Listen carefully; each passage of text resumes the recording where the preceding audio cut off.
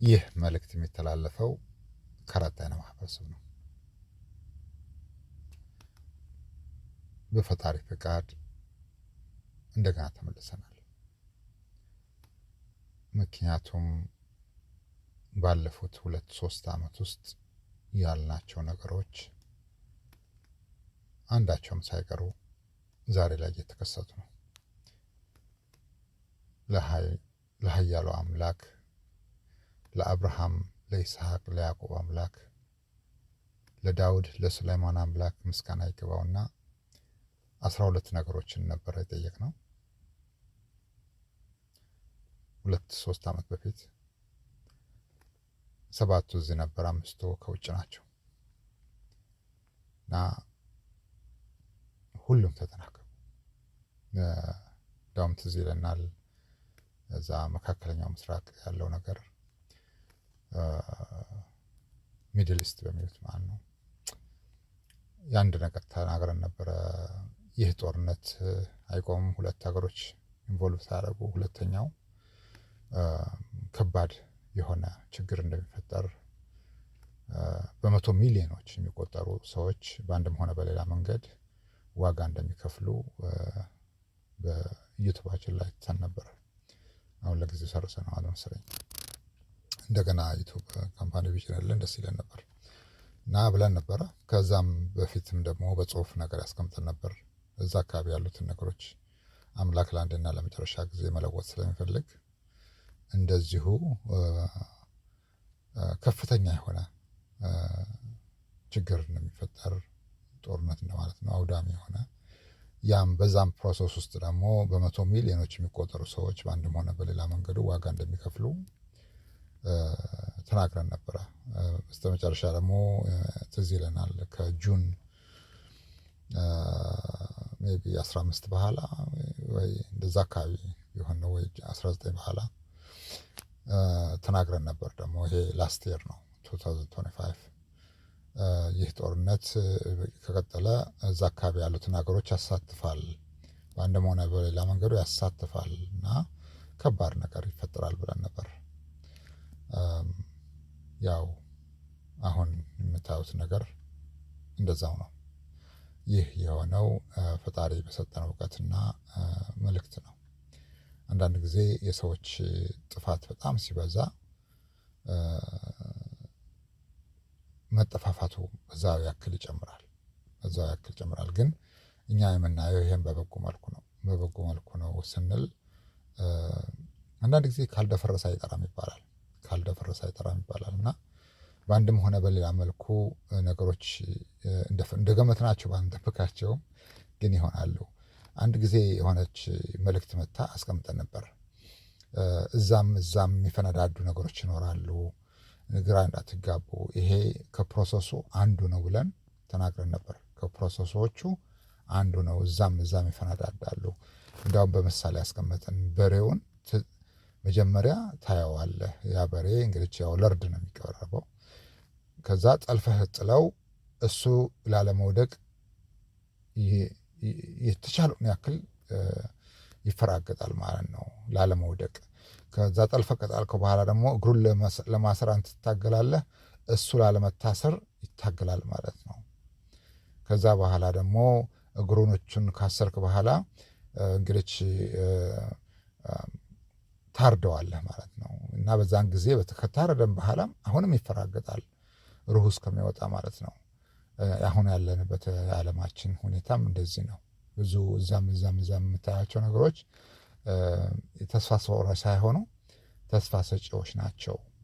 ምክንያቱም አንድ ስርዓት ለመለወጥ ወይም አንድ ነገር ካለበት ቦታ ለመለወጥ የሆነ ነገር ያኛው እምቢ በማለት ይሄኛው ደግሞ በቃኝ በማለት በዛ መካከል በሚደረግ ትንቅንቅ የዚህ አይነት ፍትጊያዎች ይመጣሉ እና ብዙም አያስገርምም። እኛ ያልናቸው ነገሮች ሁሉ እየሆኑ ነው። ፈጣሪ የተመሰገነ ይሁን። በአንድም ሆነ በሌላ መንገዱ እኛ እዚህ ነገር ውስጥ በመንፈሳዊ የሆነ ስፒሪቹዋሊ በሆነ መልኩ ብዙ አስተዋጽኦ አድርገናል። አምላክ የተመሰገነ ይሁን። ይህን የምንለው ማንንም እንትን ለማለት ለማስቀየም ወይ ለማስደሰት ሳይሆን አጥፊዎችን ለመቅጣት ነው። አጥፊዎችን ለመቅጣት ነው። ጦርነቱ ከመጀመሩ 2 ሳምንት በፊት ኃይሎቻችንን ላክን ወደ መካከለኛው ምስራቅ። ምክንያቱም ያው እንዳልናቸው ነው። ተናግረን ዝም አንልም። አንዳች ነገር ማድረግ ነበረብን። ቆይተናል። ትልልቅ ኃይሎችን እንደገነባን በዩቱባችን ላይ አስቀምጠን ነበር። ትልልቅ ኃይሎች ገነብተን አዘጋጀን። ይሄ ጊዜ እንደሚመጣና በናፍቆት ነበር የምንጠብቀው ይሄን ጊዜ እንደሚመጣ። እመኑን፣ ምናልባት ግራ እንዳትጋቡ፣ በናፍቆት እየጠበቅነው ነበረ ይሄን ጊዜ እና ይሄ ጊዜ መጣ። ስለዚህ ከ2 ሳምንት በፊት ኃይሎቻችንን ወደ መካከለኛው ምስራቅና እዛ አካባቢ ያሉት ወደ ኤሮፓ አካባቢ ያሉትን አዘመትን ማለት ነው። ከ1 ሳምንት በፊት ጦርነቱ ከመጀመሩ የጦርነቱን አፈጻጸም ተነገረን። ከኃይሎቻችን እንዴት ሊፈጸም እንደሚችል በጣም አስቸጋሪ ነው፣ ግን ተነገረን። እንደዚህ አይነት ነገሮችን ያው በእኛ በእስልምናው ወልዮች ይባላሉ፣ በክርስትናው ደግሞ ቹዝን ይባላል። በፈጣሪ ዘንድ የተመረጡት ወይም የፈጣሪ ባሪያዎች እንደማለት ነው። ብዙ ኖርማል ሰዎች የማያዩዋቸውንና የማይገምቷቸውን ይሆናል ብለው የማያስቧቸው ነገሮች እነዚህኞቹ የማየት ችሎታ አላቸው እና እኛም እንደዚ አይነት ነገር ነው። ብዙም የተለየ አይደለም እና አየነው። አንድ ሀገር በኃይለኛው ትወድማለች ይላል። ሁለተኛዋ መስቀለኛ መንገድ ላይ ትቆማለች ይላል። ሶስተኛው መሸነፍ ብቻ ሳይሆን በዘመናቸው አይተውት የማያውቁት ውርደት ወይም በዘመናቸው አይተውት በገቡበት ጦርነትም ሆነ በገቡበት እንደዚህ አይነት ሚሽን ገጥሟቸው የማያውቅ ችግር እና መከራ፣ ውርደት ተከናንበው ቢያሸንፉ እንኳን አሸነፍኩ የሚባልበት የማይሆን መከራና ችግር፣ ውርደት ተከናንበው ይወጣሉ። በዛ መልኩ ነው ጦርነቱ የሚያቆመው ይላል እና እያንዳንዱ ነገር እያንዳንዱ ሀገር እዛ አካባቢ የሚከፍሉት ዋጋ ራሱን የቻለ ምክንያት አለው። በአረቦቹም ቢሆኑም ምክንያት አለው። ምንም እንኳን ምክንያቱም አንዳንድ ጊዜ ምን ይላል የእኛ ሀገር ሰው አማራ ሲተርት አህያ የለኝ ከጅብ አልጣላ ይላል እና አንዳንድ ጊዜ እንደዚህ አይነትም ላይሆንም ይችላል። አህያ የለኝ ከጅብ አልጣላ ብለህ መቆም አትችልም።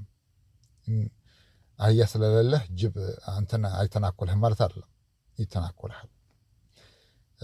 እና አንዳንድ ጊዜ እንደዛ አለ። ያለንበት ዘመንም እንደዛ አይነት ንግግሮችን ፎርሽ የሚያደርግ ነው። አህያ የለኝ ከጅብ አልጣላ ብለህ የምትቆምበት አይደለም።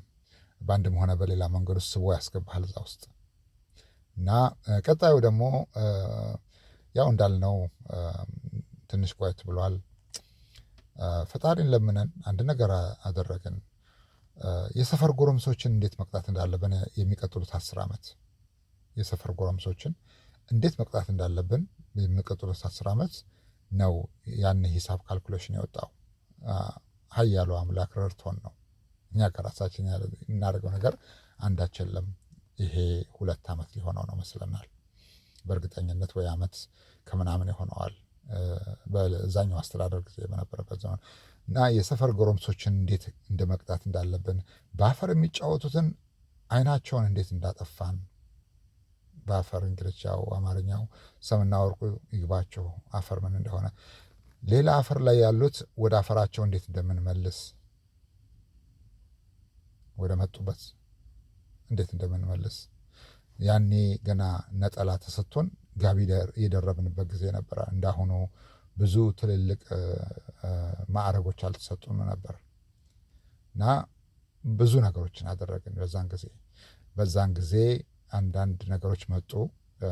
እነዛ ፓወርፉል የሚባሉ ካንትሪዎች፣ ሪች ካንትሪ የሚባሉ ምንድነው ዩኔሚት ትልልቅ ሀገሮች የሚባሉ ኃይለኛ ሀገሮች የሚባሉ ሀብታም የሚባሉትን እንዴት አውርደን እንደምንፈጠፍጥ ወይም ቅጣት እንደሚደርስባቸው ያኔ ነው 2 ዓመት ወይም 1 ዓመት ከ6 ወር ወይ 2 ዓመት በሚሆነው ከዛ በፊት ነው ይሄ ነገር ከላይ የመጣው።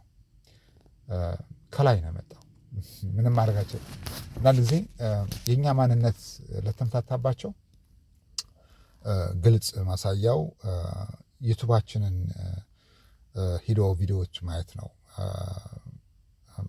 ከተቻለ ማለት ነው። እኛ በዛን ጊዜ አንዳንድ ነገሮችን አየንና ፈጣሪን ለምነን ወጣን። ፈጣሪ ብሎ እስከምንመለስ ድረስ ለጊዜው አቁመናል ብለን ነበርና አቁመን ያኔ። አሁን ግን ምክንያቱም አንዳንድ ሌላ አዳዲስ ነገር አለ። ለዛ ነው የተመለስ ነው። ያለፉትን ለመናገር ወይም አሁን ያለውን ለመናገር ሳይሆን የሚመጣውን ለመናገር ነው። ምክንያቱም መሆን ስላለበት እየሆነም ያለ ነው። ይሆናልም ደግሞ ይሆናልም። ምክንያቱም አንድ ጊዜ አንዲት ነገር ተናግረን ነበር። ያለንበት ዘመንን ተናገርን። ምናል አሁን ያለንበት ጊዜ ከመጨረሻው ምዕራፍ የመጀመሪያው ገጽ ላይ ነን ብለን ነበረ። ያኔ ላስት ይር ነው 2025 አካባቢ ነው። ከመጨረሻው ገጽ ከመጨረሻው ቻፕተር የመጀመሪያው ገጽ ላይ ነው ያለነው ብለን ተናገርን እና ችግሮች የሚነሱት ሁለተኛ ዓመት፣ ሶስተኛ ዓመት፣ ከዛ 5ኛ ዓመት፣ 10ኛ ዓመት ላይ በጣም ከባድ ነው የሚሆነው። ብዙ ነገሮች ኦልሬዲ they are gone forever. some of them is hard to bring back. they are gone. አንዳንድ ምንጮችን እናደርቃለን ብለን ነበር። ምንጮችን አደረቅን የተወሰኑትን። አንዳንድ ወንዞች እናደርቃለን ብለን ነበረ። ያው የውሃ ነው ብላችሁ መጠበቁ ካላችሁ ተሳስታችኋል። አደረቅን። ያ ከ2025 ጃንዋሪ ጀምሮ ያሉት ነገሮች ናቸው። 2026 ሁለተኛ ዓመቱ ማለት ነው። ሁለተኛ ዓመቱ ላይ ከባድ ችግር ይመጣል ያልነው ያው ተመስገን አምላካችን በናፍቆት ስንጠብቀው የነበሩ ነገሮች አሁን እየተከሰቱ ነው። እነዚህ ያኔ በሬውን እንዴት እንደጣሉት ትዝ ይላችኋል። እንደዛ አይነት ነገር ላይ ነው አሁን ያለ ነው። እዛም ያለ ማለት ነው።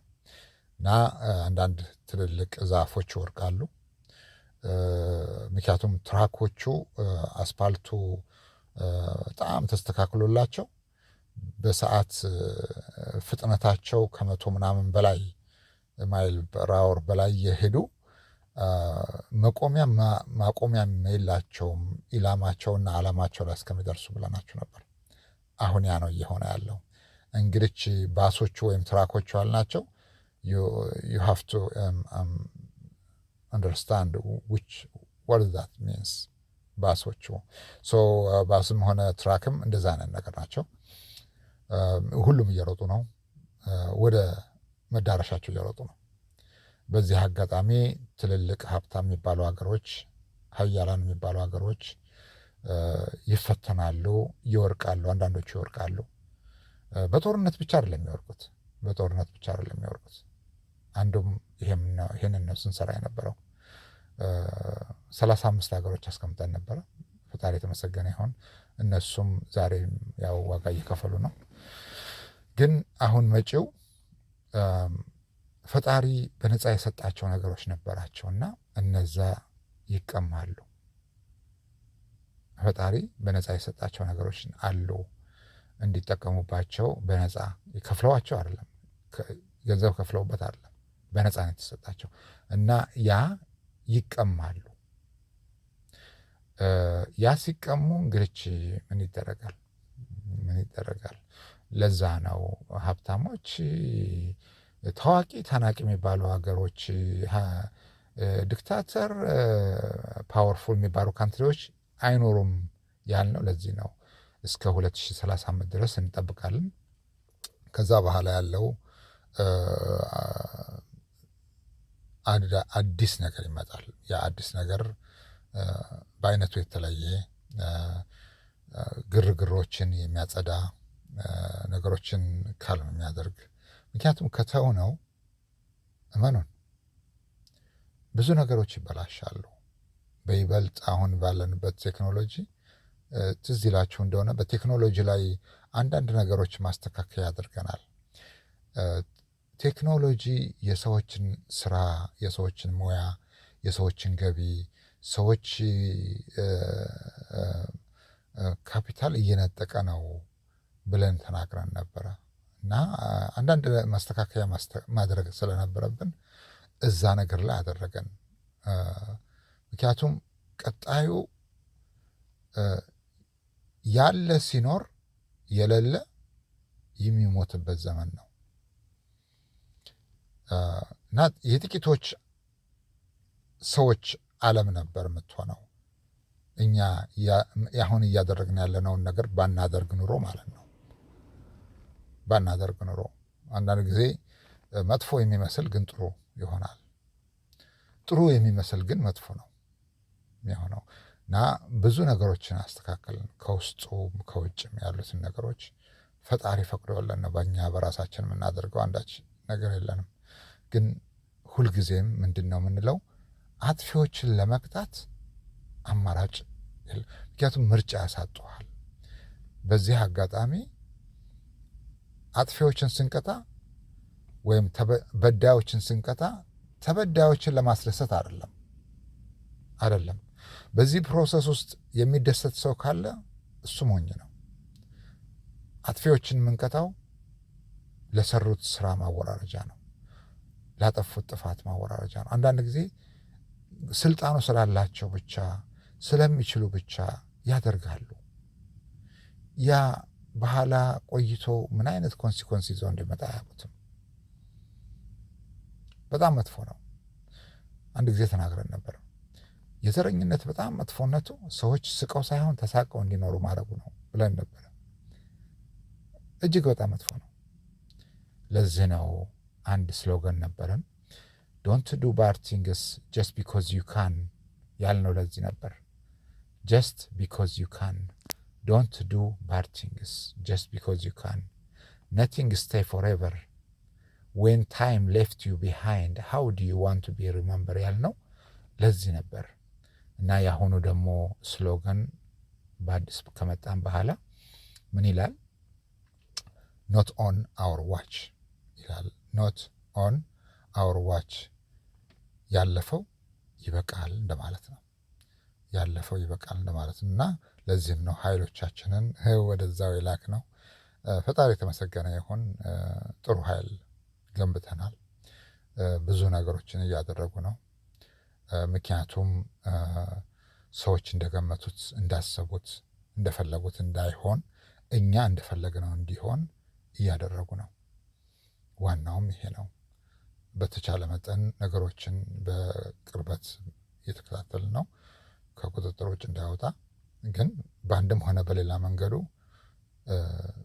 የሰው ልጅ አንዱ ለአንዱ ማዘን ሲያቆም አብሮ ተያይዞ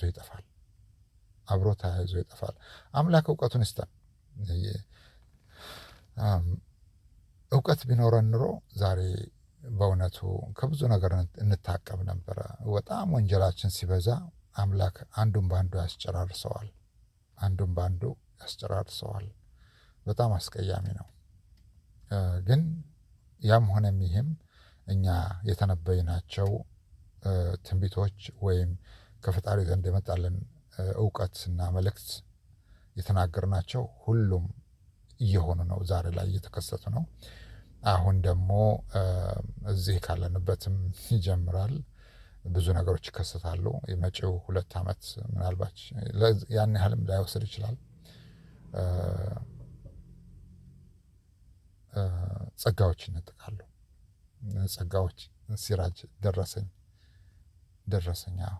አመሰግናለሁ። አላህ ይስጥልኝ። ጸጋዎችን ይነጠቃሉ።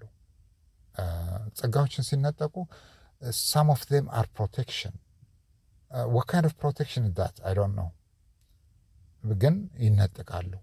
በነፃ ይሰጡ የነበሩት ያልከፈሉባቸው ነገሮች ይነጠቃሉ። ምናልባት ውሃም ሊሆን ይችላል። ምናልባት ዝናብን ሊሆን ይችላል። ምናልባት ወንዞች ሊሆኑ ይችላሉ። ይነጠቃሉ። ምናልባት ሰላማቸው ሊሆን ይችላል። ውስጣቸው በፊት ሰላም ከነበረ ሰላማቸው ይጠፋል። ቆይቷል። የአሁኑ አስተዳደር ምርጫ ሳያሸንፍ በፊት አንድ የተናገርነው ነገር ነበረ። በምርጫው ጊዜ ኢሌክሽን ታይም አካባቢ ከ2025 በፊት ማለት ነው። ኦልሬዲ 2024 አካባቢ ብለን ነበረ። አንድ ነገር ምናል ከ60 እስከ 80 በመቶ የሚሆን ሰው ከዚህ ሀገር ለቆ ይወጣል ብለናል። እና ማንም ይሁን ማንም ፕሬዚዳንትነት የሚመጣው ይሄን ነገር አውቆ እንዲገባበት እና በእነሱ ችግር ግን ሰው ለቆ እንዳይወጣ አንድ ነገር እኛ ያላወቅነው የነበረው ያ ማህበረሰብ ማን ነው ለቆ የሚወጣው የሚለው ነው። ምንድን ነው? ጥቁር ነው የሚወጣው? ነጭ ነው የሚወጣው? ሜክሲካን ነው የሚወጣው? ክርስቲያን ነው ሙስሊም የሚለውን አላወቅንም። ግን መልእክቱ በትክክል ተላልፏል። ለእኛም ትንሽ አስደንግጦን ስለነበረ የቁጥሩ ነው ያስደነገጠን፣ የሚወጣው ሰው ሳይሆን ቁጥሩ አስደነገጠን። ከ60 እስከ 80 በመቶ ይላል። እንግዲህ ያለፉት ጥቂት ጊዜያቶች አይታችኋል። እኛ ግን በዛ አይበቃም ይለናል። ምክንያቱም ሌላ እየመጣ ነው። ከ60 እስከ 80 በመቶ ሰዎች ለቀው ሲወጡ ብዙዎቹ በራሳቸው ፈቃድ ይወጣሉ። ጥቂት የማይባሉት ደግሞ ተገደው ይወጣሉ። ማን ነው ወጪ ማን ነው አስወጪ ለእናንተ ትተነዋል። ግን ያ ጊዜ ግን እየመጣ ነው። ያ ጊዜ እየመጣ ነው። ይህ ነገሮች የሚሆኑት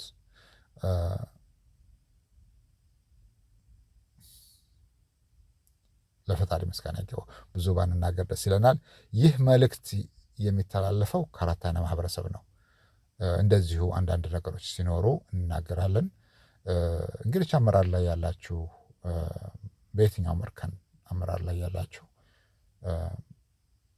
ጥንቃቄ አድርጉ። ሰዎች እነማን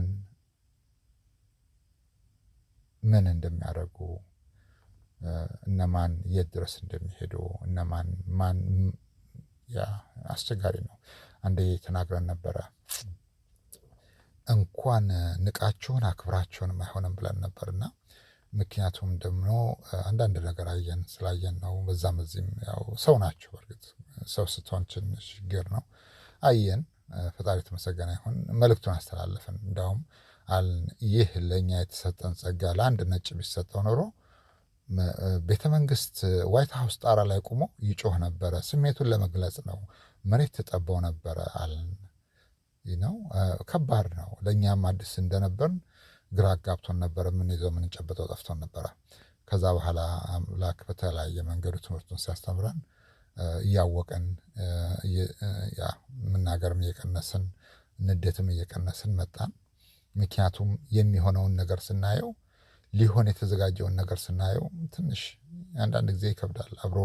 አብረ ስትኖር ከዛ መጽሐፍ ቅዱስ ውስጥ የጀረማያን ታሪክ የምታውቁ ከሆነ እንደዛ ነው። ጀረማያ ፈጣሪ ከመፈጠር በፊት ነቢይ አድርጌ መርጬሃለሁ ካለውና ለእስራኤል ሕዝቦች ከላከው በኋላ የሆነው ነገር ያ ነው። መልእክቱን አስተላለፈ። እየሰማ የለም ግን የሆነውን ነገር እናውቃለን እንዴት እንደነበረ። መልእክቱ ሲተላለፍ ኢግኖር ማድረጉ ችግር የለውም፣ ግን መልእክቱ ከመፈጸም ወደኋላ አይልም። ወደኋላ ለዚህ ነው እኛም አልን አገር አንድ ጥይት ሳይተኮስ ይፈርሳል። አሁን ወደዛ እየሄድን ነው። ወደዛ እየሄድን ነው። ትንሽ ጊዜ ይፈልጋል። በእርግጥ ወደዛ እየሄድን ነው። በእርግጠኝነት የምነግራቸው ነገር ወደዛ እየሄድን ነው። it's not that much far because that's already the process it is። እነዚህ በይበልጥ 35 ሀገር የሚባሉት they have to pay the price one way or another because በአንድም ሆነ በሌላ መንገድ እጃቸው አለበት። በጣም ከባድ ነው። እንደዚህ አይነት ነገር ለማወቅም ይከብዳል እና ተናገርን፣ ግን ሰሚ አልነበረም። ግን በአንድም ሆነ በሌላ መንገዱ እነዚህ ሰዎች ዋጋ ይከፍላሉ። እነዚህ ሀገሮች ዋጋ ይከፍላሉ። ዛሬም እየከፈሉ ነው። እኛ ተናግረናል ከዓመት ከምናምን በፊት የሰፈር ዱርዮችን ለመቅጣት ያለው አማራጭ እንደዛ ነው። አንዳንድ ጊዜ አማራጭ ያሳጡሃል። አማራጭ ሲያሳጡህ በጣም ከባድ ነው። የሚሰሩትን ማናቂ የመሰላቸው አንድ ጊዜ ተናግረን ነበር። በየቤተ መንግስቱ መግባት ቻልን። ድፍረት ይመስል ነበር ለሰሚው ድፍረት ይመስል ነበር። ግን ያ ነገር ትክክል ነበር። በየቤተ መንግስቱ ዋይት ሀውስ ውስጥ ሁሉ ገባናል። ያኔ ጆ ባይደን ነበረ ስልጣን ላይ።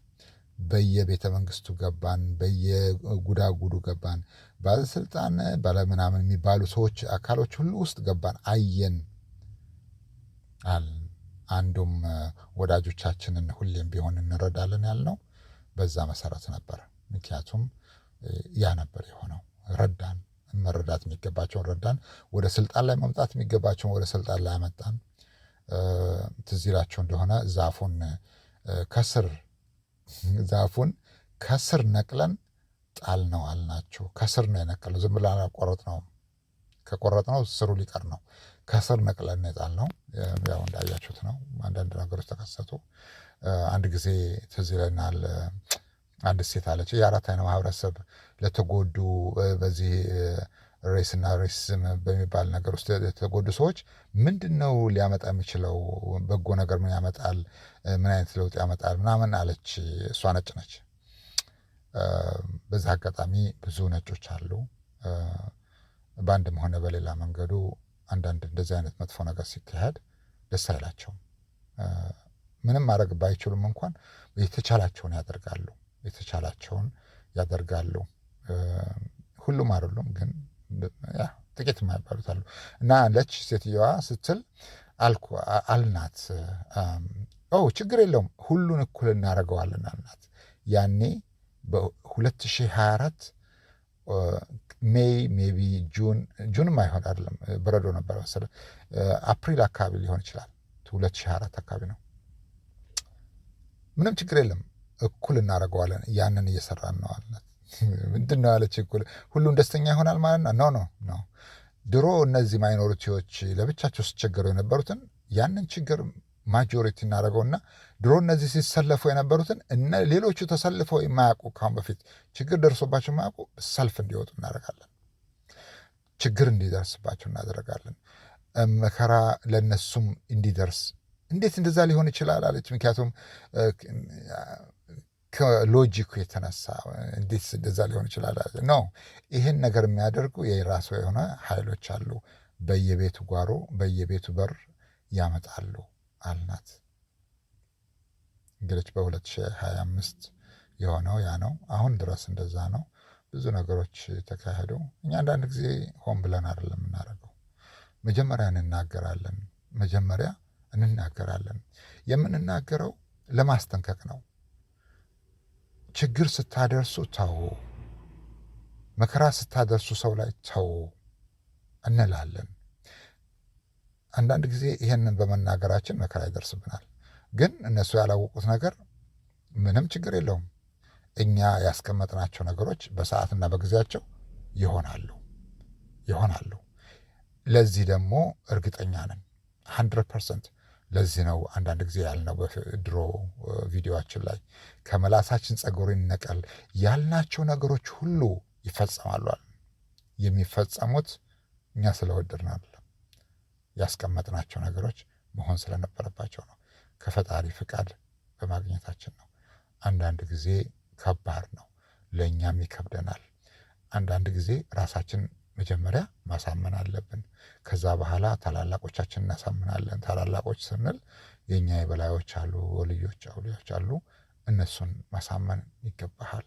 ዙሪያቸው አሉ፣ እንደ መላእክቶች አሉ፣ ማሳመን ይገባሃል። ኃይሎች አሉ ከኛ ጋር አብረው፣ እነሱ ማሳመን ይገባሃል። ከዛ በኋላ ፈጣሪን አትመቸም አታታለውም። በመሬት ላይ ያለውን ነገር አይቶ ነው የባሪያዎቹን ልመና የሚቀበለው። ና የሆነው ሁሉም ነገር እንደዛ ተፈጸመንላቸዋለን። አንዳንድ ጥጋበኞችም ነበሩ፣ እነሱን ትንሽ አስታገስን። እግር መንገዱን ያው ምንም ማድረግ አይቻልም። ምን ታደርጋለህ? መጀመሪያ ትናገራለህ። አይሰሙህም። የጀረማያም የሆነው እንደዚህ ነው። አልሰሙትም። ኧረ ተው ፈጣሪ እንደዚህ ኖ አሉ። አልሰሙትም። የፈጣሪ ባሪያ ስትሆን መጀመሪያ ኢግኖር ያደርጉሃል፣ ዲናይ ያደርጉሃል፣ ቶርቸር ያደርጉሃል። በተለያየ መንገድ በአንተ ላይ ጥቃት ያደርሳሉ። ያ ማለት ግን የተናገርከው ነገር አይፈጸምም ማለት አይደለም። ይፈጸማል። ግን ያው መከራ ግን ትቀበላለህ። በአንድም ሆነ በሌላ መንገዱ መከራ ትቀበላለህ። እኛ ግን ያው ምንም ማድረግ አይቻልም። ይችን ሀገር ያው ብንወድም አንዳንድ ነገሮችን ስናይ ትንሽ የማያስደስቱ ነገሮች አሉ። መስተካከል ያለባቸው ነገሮች በእኛ በኩል እያስተካከልን ነው። አንዳንድ ነገሮችን በመቀነስ አንዳንድ ነገሮችን በመውሰድ በነፃ ያገኟቸው ነገሮች ነበሩ። ባለፈው ብለናቸዋል። ከብዙ ምሰሶዎቻቸው 10ን ወሰድን ብለናቸዋል። 10ን ወሰድን። ለዚህ ነው ያጣችሁትን ነገር ብታውቁት ኖሮ አለ ድሮ ነው ከ2025 በፊት ከ2026 በፊት ማለት 2025 ሜይ ቢ ከጁን አካባቢ አለን። ያጣችሁትን ነገር ብታውቁት ኖሮ ጨርቃችሁን ጥላችሁ ትሮጡ ነበር ነው ያላቸው። አላወቁትም ያኔ ምን እያል እንደነበር። ዛሬ ላይ ያውቁታል ያጡት ምን አይነት ነገር እንዳለ እና አንዳንድ ጊዜ በጣም ከባድ ነው። እመኑን የኛ የምንናገራቸውን ነገሮች መንፈሳዊ ያልሆኑ ሰዎች ሊያውቁት አይችሉም። መንፈሳዊ የሆኑ ሰዎች ናቸው የሚያውቁት። ምክንያቱም ያልናቸው ነገሮች ይከሰታሉ። አሁን እየመጣ ያለው ደግሞ ቴክኖሎጂ አያቆመውም። አሁን እየመጣ ያለው ይሄ የሚሳኤል መከላከያ አያቆመውም። አሁን እየመጣ ያለው ሳይንስ አያቆመውም። ግን ይከሰታል። አንዳንድ ነገሮች ባለፈው የተሆናቸው አንዳንድ ነገሮች አሉ። እነሱ ይሄዳሉ፣ አሁን ይወሰዳሉ። ለዚህ ነው አንዳንድ ምንጮች ይደርቃሉ፣ አንዳንድ ገቢዎች ይደርቃሉ፣ አንዳንድ ወንዞች ይደርቃሉ። የወሰድናቸው አንዳንዶቹ ተመልሰው በረጅም ጊዜ በኋላ ይመለሳሉ። አንዳንዶቹ እስከ ወዳኛው ሸኘናቸው አልናቸው። ለዚህ ነው ሸኘናቸው። ከባድ ነው አይደል? ከባድ ነው። ያ ለፈጣሪ ግን ምስጋና ይገባው። ይሄ የምንላቸው ነገሮች ሁሉ በእኛ ጉልበት የሆነ ነገር አይደለም። በአብርሃም ጌታ፣ በይስሐቅ አምላክ፣ በያዕቆብ አምላክ ስም እንምላለን። በእኛ ኃይል አይደለም የተው በነዛ በዓለማት አምላክ ኃይል ነው የሆነው ነገሮች። እኛ ስሞታውን ማቅረብ ብቻ ነው የእኛ ዋናው ስራ። ለፈጣሪ ስሞታ ማቅረብ ነው። ስሞታውን ለፈጣሪ እናቀርባለን። የፈጣሪ ፍርድ ቤት ፋይልህን ስታስገባ ታሴት።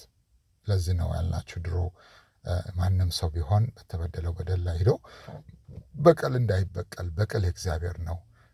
አምላክ ሲበቀል ከፍተኛ ነው አልነው። ለዚህ ነው አምላክ ሲበቀል በጣም ኃይለኛ ነው። የሰዎች ሚሊዮኖች ሰዎች ተሰባስበው ሊያጠፉት የማይችሉት ጥፋት አምላክ ያደርጋል። አንድ ጊዜ ትዝ ይለናል። ጁን 28 ነበረ 2025። በጣም ተናደን ነበር አንዳንድ ነገሮችን አይተን። ከዛ አንዳንድ እንትኖች አሉ አልን። አንዳንድ ችግሮች ችግር ይዘው ይመጣሉ። አንዳንድ ጥፋቶች ጥፋት ይዘው ይመጣሉ።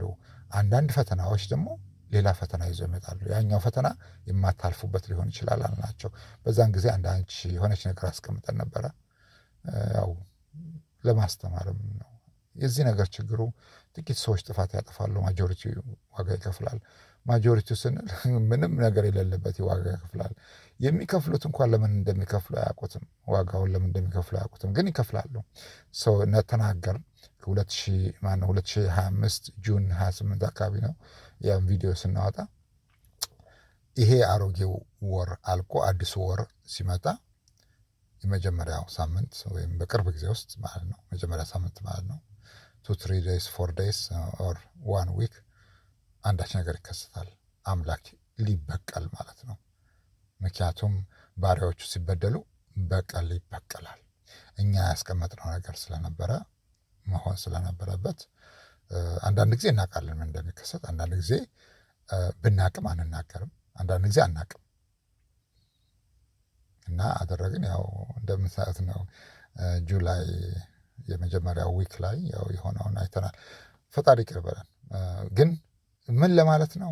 የፈጣሪ ባሪያዎችን በነካህ ቁጥር የራስን ገመድ እያጠበክ ነው የምትሄደው። ችግር የለም። የፈጣሪ ባሪያዎች ሁሌም ቢሆን በምቾት አይኖሩም። ብዙዎቹ በምቾትም አልኖሩም። አብርሃምን ብንወስድ እሳት ውስጥ ነው የተወረወረው። የያዕቆብን ልጅ ብንወስድ ዮሴፍን ጉድጓድ ውስጥ ነው የተጣለው፣ እስር ቤት ውስጥ ነው የተጣለው። ሙሴን ብንወስድ እንደዛ ነው።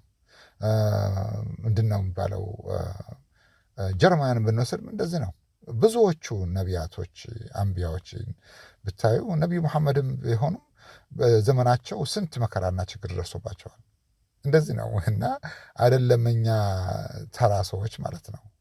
ስለዚህ ነው ግን በእርግጠኝነት የምንናገረው የምንናገራቸው ነገሮች ሁሉ ይከሰታሉ። መጠንቀቁ አይከፋም። ለዚህ ነው ቆየት ብሏል 10-1 ኢስ ኖት 9 ያልነው ለዚህ ነው። 10-1 ኢስ 0 that much you lose everything